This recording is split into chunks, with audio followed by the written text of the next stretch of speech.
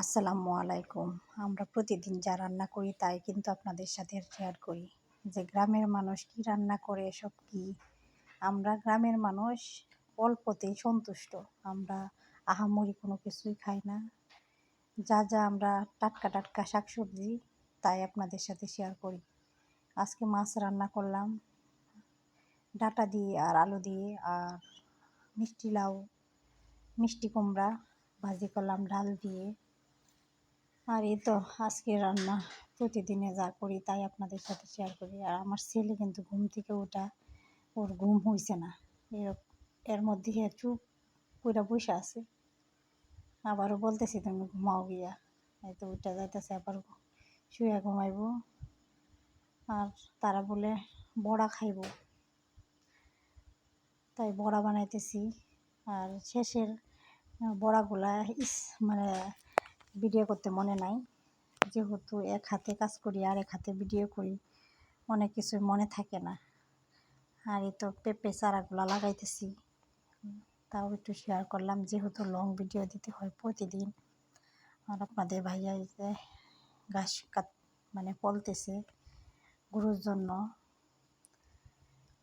আর এক সপ্তাহের মধ্যে 2টা লং ভিডিও দিতে হয়।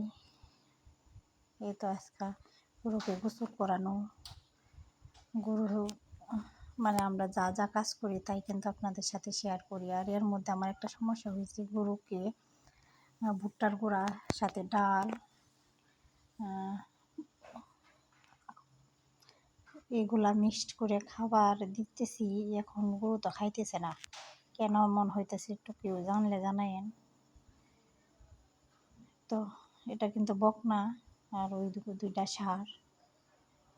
সার বিক্রি করে পরে কিন্তু বকনাকে আমি আলাদা করে নিয়ে যাইব, যেহেতু এখন আর আলাদা করে রাখার কোনো ব্যবস্থা নাই। তো গরুর খাদ্য আমি বানাইতেছি, এর সাথে আছে ভুট্টার গুঁড়া, ধানের পলিশ, আর খোল, ভুসি, ডাল একসাথে মিক্সড করে খাওয়াইতেছি। এই খাবার খাওয়ানোতেই কিন্তু গরু খাইতেছে না, কি হজম কম হইতেছে না কি বুঝতেছি না।